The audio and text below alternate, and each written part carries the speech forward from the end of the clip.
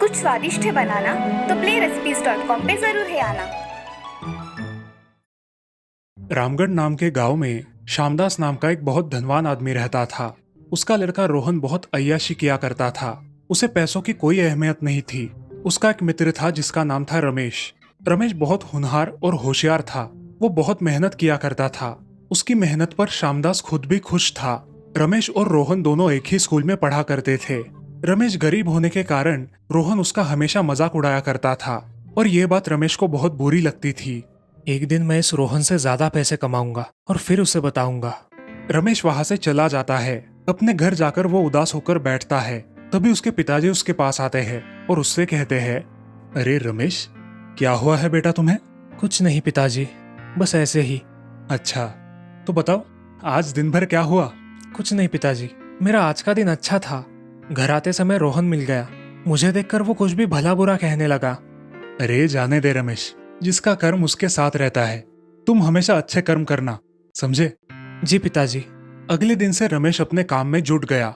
उधर श्यामदास अपने बेटे को सीख देने की कोशिश कर रहा है। बेटा रोहन, जरा काम भी किया करो। हमेशा दोस्तों के साथ मस्ती और अय्याशी करना अच्छी बात नहीं। वो तुम्हारा दोस्त रमेश देखो कितना ईमानदार और काम का लड़का है। जो भी काम मिले वो कर लेता है। हाँ पता है पिताजी, आपको तो उसकी तारीफ करने के अलावा कोई काम ही नहीं है। आप वही कीजिए। बेटे की बात सुनकर श्यामदास सोच में पड़ गए। उन्हें अपनी खेती से बहुत लगाव था और उन्हें एक नया व्यवसाय भी शुरू करना था। उन्होंने रोहन से कहा, बेटा रोहन, मैं सोच रहा था कि हम हमारा दूसरा बिजनेस शुरू करें जो खेती से संबंधित हो। तुम्हारा क्या विचार है? आपको जो करना है वो कीजिए। मैं चाहता हूँ कि ये जिम्मेदारी तुम संभालो। मैं वहाँ काम वाम कुछ नहीं करूँगा, सिर्फ देखरेख वगैरह करूँगा। हाँ हाँ ठीक है, तुम्हें सिर्फ वहाँ जाकर अपने धंधे पर ध्यान देना है। श्यामदास गांव में नई जमीन लेकर एक फार्म खोलता है। उसकी सारी जिम्मेदारी अपने बेटे रोहन पर सौंपता है। अब रोहन भी अच्छी तरह से सारी जिम्मेदारियां निभाने लगा। उस फार्म में बहुत मेहनत करने लगा। एक दिन उसके पिताजी ने उसके लिए एक ट्रैक्टर खरीदा। वो ट्रैक्टर लेकर रोहन रमेश के घर के सामने खड़ा हो गया और उसे आवाज लगाई। रमेश घर से बाहर आया और अपने घर के सामने एक ट्रैक्टर खड़ा देख, अरे रोहन, ये कहाँ से लाए? ये तो बहुत अच्छा है, मैं इसे चला के देखूं?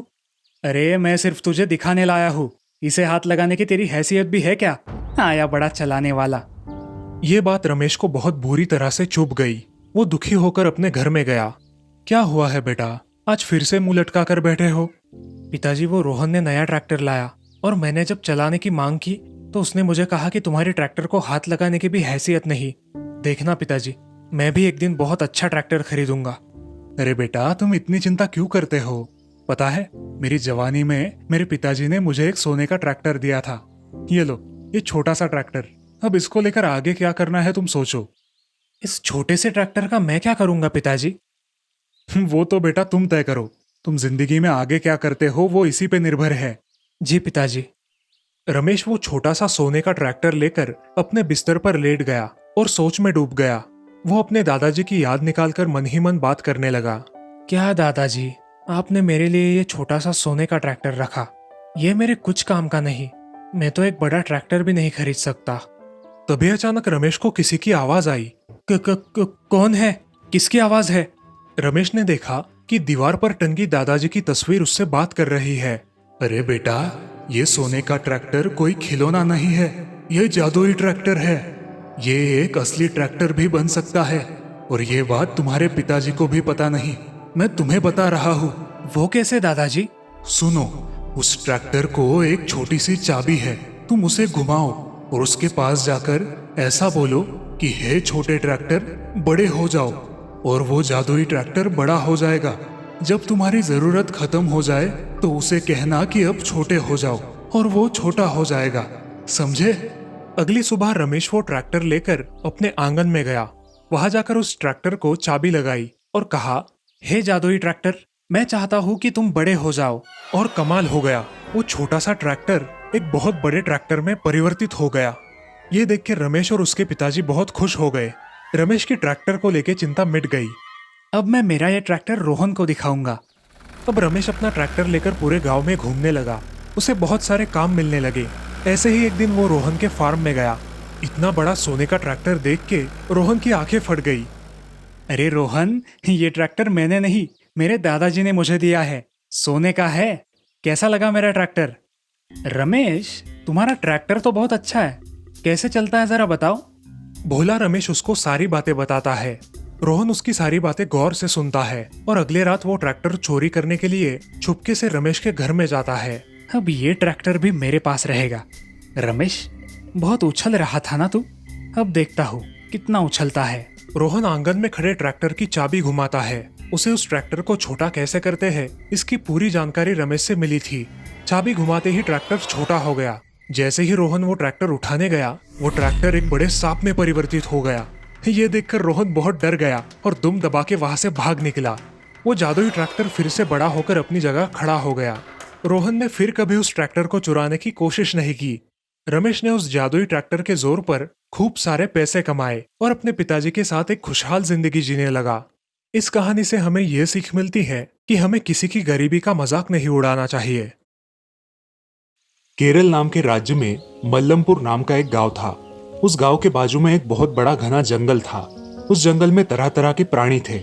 उस जंगल में एक हाथियों का झुंड भी था, जिसमें एक 15 साल की हाथीनी थी जो गर्भवती थी।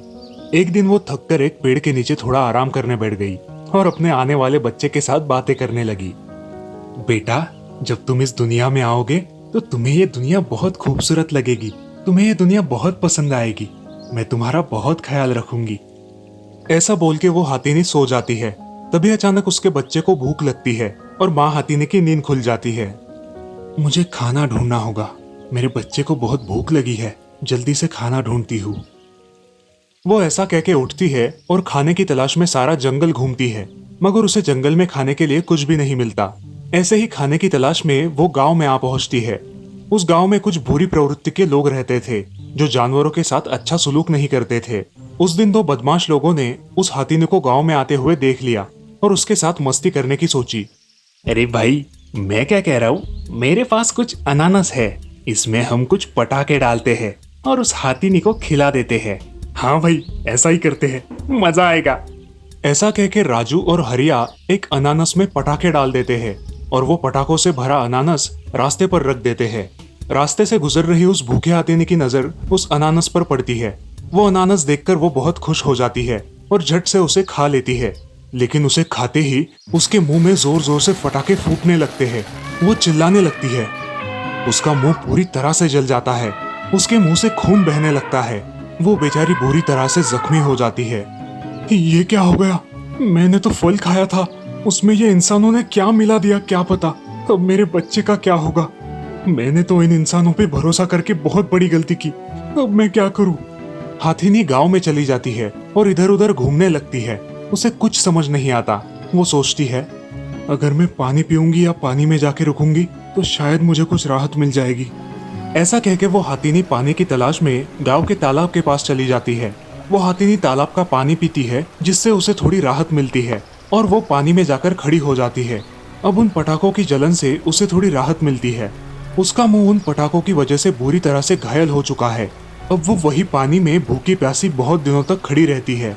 कुछ दिनों बाद गांव के कुछ लोग उस हाथीनी को पानी में खड़ा देखकर और उसकी घायल अवस्था देखकर उसकी मदद करने की सोचते हैं और गांव वाले कुछ और हाथियों को साथ लेकर उसकी मदद करने के लिए जाते हैं। लोग बाकी हाथियों की मदद से उसे बाहर निकालने की कोशिश करते हैं, मगर वो हाथीनी बहुत थक गई थी और थकान के कारण वो पानी से बाहर नहीं निकल पाती। खाना ना मिलने की वजह से वो और उसका बच्चा भी तड़प रहे थे और दोनों भी बहुत कमजोर हो गए थे। ये हाथीनी तो बाहर ही नहीं आ रही। ये हमसे बाहर नहीं आ पाएगी। हमें कुछ अलग सोचना चाहिए।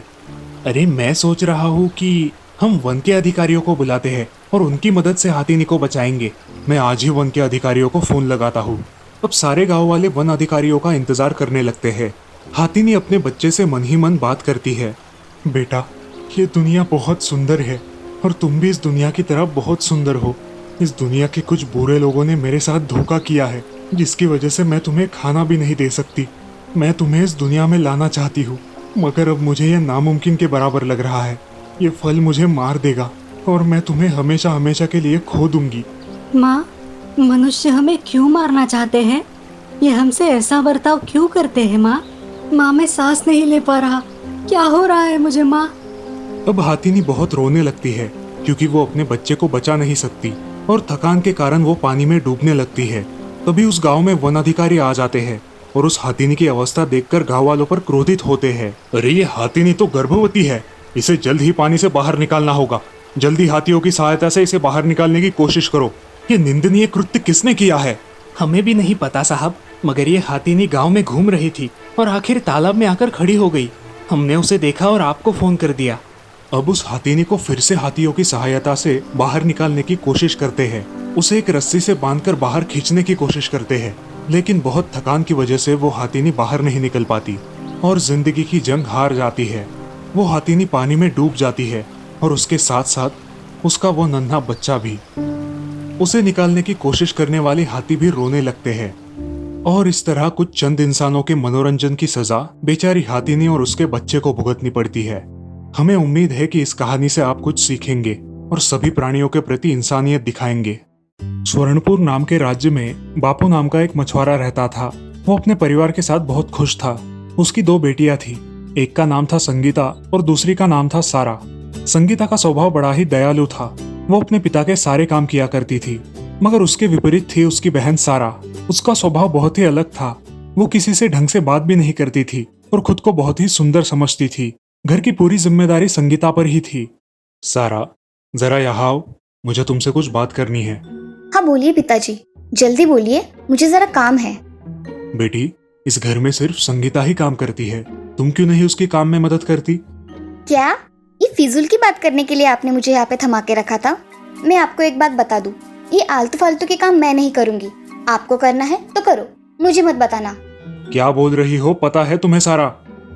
हाँ पता है, अब मैं बाहर जा रही हूँ। ऐसा कह के सारा बाहर चली जाती है। बापू को उसके बर्ताव का बहुत बुरा लगता है। वो अपने काम पर निकल जाते हैं। ऐसे ही बहुत दिन बीत जाते हैं, मगर उसके स्वभाव में कोई भी परिवर्तन नहीं आता। एक दिन उसके पिताजी बहुत बीमार हो जाते हैं और बिस्तर पकड़ लेते हैं। अब उनकी देखभाल संगीता ही करती है। बदकिस्मती से उसके पिताजी कुछ दिनों बाद गुजर जाते हैं। अब उनके घर में कमाई का कोई जरिया नहीं रहता। संगीता और सारा के खाने के भी लाले पड़ते हैं, लेकिन अब संगीता अपना दुख छोड़कर बाजार में अपने पिताजी का कारोबार चलाने लगती है। संगीता खुद ही मछली तालाब से पकड़कर लाती और बाजार में बेचा करती थी, लेकिन इस काम के बारे में उसे ज्यादा कुछ पता ना होने के कारण उसे बहुत परेशानी हो रही थी। लेकिन फिर भी वो बहुत मेहनत किया करती थी। उन दोनों का घर का गुजारा होना बहुत मुश्किल हो रहा था। ऐसे ही एक दिन संगीता ने सारा से कहा, अरे सारा, मुझे ये मछली पकड़ने के काम में तुम्हारी मदद लगेगी। मुझे अकेले से नहीं हो पाएगा, क्या तुम मेरी मदद करोगी? मैंने तुम्हें कितनी बार बताया है, मुझे काम मत बताया करो। मैं तुम्हारा कोई भी काम नहीं करूंगी, तुम्हें करना है तो करो। अगर ऐसा ही रहा तो मैं क्या करूंगी? मुझे अकेले से नहीं हो पाएगा ये सब, मैं क्या करूं? ऐसा कह के संगीता बहुत उदास हो जाती है और रोने लगती है। ये सारे लोग ऐसा समझते हैं कि मेरा जन्म काम करने के लिए हुआ है, मगर मुझे तो कोई राजकुमार लेके जाएगा और तब यही लोग मेरे हाथ पांव जोड़ेंगे। ऐसा कह के सारा अपनी खूबसूरती निहारती रहती है और खुद को बहुत महान समझने लगती है। ऐसे ही एक दिन संगीता मछलियां पकड़ने के लिए तालाब पर जाती है। बारिश होने के कारण संगीता तालाब पर जाते जाते भीग जाती है और अब ठंडी के कारण मछलियां पकड़ने में सक्षम नहीं होती। जैसे तैसे वो थोड़ी बहुत मछलियां पकड़कर उन्हें गांव में जाकर बेचती है। मछलियां बेचकर वो घर चली जाती है। उसे तेज बुखार चढ़ जाता है और वो लेट जाती है। तबीयत ठीक ना होने के कारण वो खाना नहीं बना पाती। तभी सारा उसके पास आती है और बोलती है, ए संगीता, आज क्या हुआ है तुम्हें? खाना क्यों नहीं बनाया तुमने? सारा, मुझे ठीक नहीं लग रहा, इसीलिए मैंने खाना नहीं बनाया। आज के दिन तुम ही खाना बना दो। तुम क्या मुझे मूर्ख समझती हो? मैं खाना वाना नहीं बनाऊंगी। घर में कुछ फल है वो खा लूंगी, तुम तुम्हारा देख लो। अरे ऐसा मत करो सारा, कुछ तो बना दो। ऐसा कह के सारा कुछ फल खा लेती है और संगीता अकेले ही भूखी सो जाती है। अगले दिन संगीता की हालत भूख के मारे बहुत खराब हो जाती है, मगर सारा उसकी तरफ ध्यान न देकर बाहर चली जाती है। अब संगीता लड़खड़ाते हुए उठती है और मटके में से पानी पीती है और उसी हालत में मछली पकड़ने तालाब पर जाती है। वहां जाकर अपने पिताजी की याद में वो रोने लगती है। तभी उसे किसी की आवाज सुनाई देती है, संगीता, संगीता, मैं हूँ। कौन है? संगीता, मैं हूँ, तालाब। तुमने मुझे देखा नहीं, मगर मैं तुम्हें हर रोज देखता हूँ। क्या हुआ है, आज इतना रो रही हो? क्या तुम बोल सकते हो?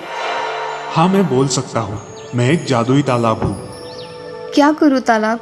ये गरीबी और मेरी बहन के स्वभाव के कारण मैं ऊब गई हूँ। संगीता अपनी सारी कहानी तालाब को सुनाती है। अब तालाब भी उसकी कहानी सुनकर सुन्न हो जाता है। उसकी हर रोज की मेहनत भी वो देख रहा था, इसलिए उस तालाब को उसकी दया आ जाती है और वो उसकी मदद करने के बारे में सोचता है। अब तो ऐसे लगता है कि मेरे जीवन में कुछ शेष ही नहीं है, जीने की इच्छा ही नहीं है। जो होगा वो देखा जाएगा। संगीता, इस पानी को हाथ में लेकर तुम्हें जो चाहिए वो मांग लो, तुम्हें सब मिल जाएगा। हे जादुई तालाब, मुझे और मेरी बहन के लिए साल भर का अनाज चाहिए। क्या तुम मेरी ये इच्छा पूरी कर सकते हो? संगीता, तुम्हारी ये इच्छा पूरी हो गई है। तुम्हारे घर पे साल भर का अनाज पहुंच गया है। अब तुम्हें और क्या चाहिए संगीता? मुझे और कुछ नहीं चाहिए जादुई तालाब। तुम हर रोज सिर्फ मुझसे ऐसे ही बातें किया करना, जिससे मुझे दोस्त मिल जाएगा अपना सुख दुख बांटने के लिए। ठीक है संगीता। अब संगीता घर चली जाती है और देखती है तो उनके घर में ढेर सारा अनाज होता है। अनाज देखकर संगीता बहुत खुश हो जाती है और उस अनाज से कुछ खाना बना के खा लेती है। तभी सारा घर आती है। संगीता, ये सारा अनाज कहाँ से लाया है तुमने? जमा किए हुए पैसों से लेके आई हो क्या? संगीता अब चुपचाप खड़ी रहती है और उसकी बात को अनसुना कर देती है। अब सारा को बहुत गुस्सा आ जाता है। नहीं बताना है तो मत बताओ, मुझे क्या। सारा बड़े गुस्से से वहां से चली जाती है। सारा का ये बर्ताव देखकर संगीता बड़ी चिंतित होती है। अगले दिन संगीता तालाब के पास चली जाती है। बोलो संगीता, क्या हुआ है? आज भी बड़ी चिंता में लग रही हो। हाँ जादुई तालाब, मुझे मेरी बहन की बहुत चिंता हो रही है। मैं उसके स्वभाव का क्या करूं? वो मुझसे ठीक से बात ही नहीं करती और खुद ही में मशगूल रहती है। हाँ, पता है तुम्हारी बहन का स्वभाव। तुम ऐसा करो, तुम उससे झगड़ा करके अलग घर में रहने के लिए जाओ, जिससे उसे तुम्हारी कीमत पता चले। मगर मेरे पास दूसरा घर नहीं है जिसमें मैं जाके रह सकूं। तुम जब घर पहुंचोगी तब तुम्हें तुम्हारा नया घर तुम्हारे पुराने वाले घर के पास ही मिल जाएगा। उसमें सारी सुख सुविधाएं भी होंगी, जिससे तुम आराम से जीवन व्यतीत कर सकोगी। धन्यवाद तालाब। अब संगीता घर जाने के लिए निकलती है। घर पहुंचकर देखती है तो उसके घर के पास एक बहुत बड़ा आलीशान घर होता है। उस घर को देख संगीता बहुत खुश हो जाती है। वो अपने पुराने घर में जाती है और सारा को ये सब बताती है। सारा, चलो उठो, हम दोनों के लिए कुछ खाना बनाओ। क्या बोल रही हो तुम? तुम्हारी अकल ठिकाने पे है ना? मैं और खाना? हाँ। हाँ तुम, और कौन है इस घर में जिससे मैं बात करूंगी? चलो, आज का खाना तुम ही बनाओगी। मैं खाना नहीं बनाऊंगी। नहीं खाना बनाओगी तो इस घर से निकल जाना। मैं क्यों निकलूं? ये मेरे पिताजी का घर है। निकलना है तो तू निकल। संगीता अब उसका बर्ताव देखकर बहुत दुखी होती है और वहां से निकल जाती है। वो अपने नए घर में रहने के लिए जाती है। अब सारा अकेले ही उस घर में रहने लगती है, मगर उसे खाना बनाना ना आने के कारण उसके खाने के लाले पड़ते हैं। अब वो उदास रहने लगती है। संगीता सारा पर नजर रखे हुए थी। एक दिन संगीता खिड़की से झांक कर देखती है तो उसे सारा एक बेड पर सोई दिखाई देती है। संगीता को लगता है कि उसकी तबीयत ठीक नहीं है, इसलिए वो जल्दबाजी में तालाब के पास चली जाती है। हे जादुई तालाब, क्या मैं मेरी बहन से मिल सकती हूँ? उसकी तबीयत खराब है, ऐसा मुझे लग रहा है। संगीता, कल तक रुक जाओ, बाद में देखो तुम्हारी बहन का स्वभाव कैसे बदल जाता है। ठीक है तालाब, तुम मेरे सच्चे दोस्त हो, जो कठिन परिस्थितियों में भी मेरे साथ हो। दोस्त बोला है तो इतना तो करना ही पड़ेगा। अब संगीता वहां से चली जाती है और अगले दिन का बेसब्री से इंतजार करती है। अगले दिन सारा जल्द ही उठकर घर का काम करते हुए दिखाई देती है। ये देखकर संगीता सोच में पड़ती है। ऐसा कैसे हुआ? संगीता अपने बगीचे में टहलने जाती है। अचानक उसे देख सारा भागती हुई आती है और संगीता, मुझे माफ कर दो। मैंने तुम्हारे साथ बहुत बुरा बर्ताव किया है। मुझे माफ कर दो ना। सारा, मैंने तुम्हें कब का माफ कर दिया है। तुम मुझे मिल गई हो, बस मुझे और कुछ नहीं चाहिए। संगीता, तुम अब कहाँ रह रही हो? मैंने तुम्हारे साथ बहुत बुरा व्यवहार किया है। अब तुम चलो अपने घर, मुझे तुम्हारी बहुत ज़रूरत है। चलो सारा, तुम्हें एक नया घर दिखाती हूँ, जिसे देख तुम बहुत खुश हो जाओगी। अब संगीता उसे अपने नए घर में लेकर जाती है। सारा वो घर देखती ही रह जाती है। ये इतना आलीशान घर तुम्हारे पास कैसे आया? ये घर मुझे भगवान की कृपा से मिला है। अब तुम भी इस घर में रह सकती हो, क्योंकि तुम मेरी बहन हो। अब सारा और संगीता उस नए घर में खुशी खुशी रहने लगती है। संगीता तालाब के पास जाती है और उसे आवाज देती है। दोस्त, दोस्त, आज मैं बहुत खुश हूँ और ये खुशी मैं तुम्हारे साथ बांटना चाहती हूँ। क्या हुआ है संगीता, आज बड़ी खुश हो? हाँ दोस्त, मुझे मेरी बहन मिल गई है उसका स्वभाव तो पूरा परिवर्तित हो गया है। अब वो मेरे साथ मेरे घर में रहती है। तालाब, ये सब तुम्हारी वजह से हुआ है। धन्यवाद। हाँ संगीता, तुम खुश हो तो मैं भी खुश हूँ।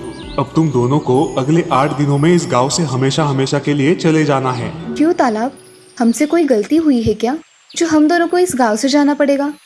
जल्द ही तुम दोनों के लिए आजमगढ़ राज्य के 2 युवराज आएंगे जो तुम्हारा हाथ मांगेंगे और तुमसे शादी करेंगे। तुम यहाँ से विदा हो जाओगी। अब तुम इस गांव में सिर्फ 8 दिन की मेहमान हो। जादुई तालाब, मुझे तुम्हारी बहुत याद आएगी। तुम मुझे जब भी सच्चे मन से याद करोगी मैं तुम्हारे पास आ जाऊंगा। सच में तालाब? सच में। अब संगीता खुशी खुशी घर लौट जाती है और सच में 8 दिनों के बाद 2 राजकुमार घोड़े पर सवार होकर संगीता और सारा के घर के पास आते हैं। अब उस बड़े राजकुमार को संगीता बहुत पसंद आती है और दूसरे राजकुमार को सारा पसंद आती है। जी, आपके घर में कोई बड़े हैं? मैं उनसे बात करना चाहता हूँ। नहीं, हमारे घर में कोई बड़ा बुजुर्ग नहीं है। हम दोनों बहनें ही हैं इस पूरे घर में। आपको जो बात करनी है आप मुझसे कर सकते हो। हम दोनों यहाँ हमारी रानियों की खोज में आए थे। हम दोनों आजमगढ़ के राजकुमार हैं और हम हमारी रानियां खुद पसंद करते हैं। मुझे आप पसंद आई हो। क्या आप मेरी रानी बनोगी? और क्या आप मेरी रानी बनोगी? मुझे आप पसंद आई हो। हाँ। अब वो 2 राजकुमार दोनों बहनों को अपने साथ अपने राज्य में लेकर जाते हैं और वहाँ उनकी धूमधाम से शादी की जाती है। अब संगीता और सारा खुशी खुशी राजमहल में रहने लगती है। इस कहानी से हमें ये सीख मिलती है कि कठिन समय में होश से काम लेना चाहिए। जो भी संकट आए उसका डटकर सामना करना चाहिए।